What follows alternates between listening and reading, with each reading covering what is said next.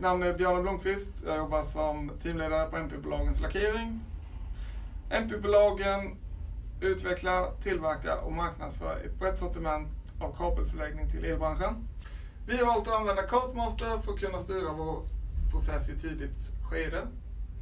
Genom att göra det här så säkerställer vi att vi får rätt pulvermängd, vilket innebär att vi förbrukar inte mer pulver än vad vi behöver och vi får rätt kvalitet på vår produkt och att vi sparar på både omarbete och miljö.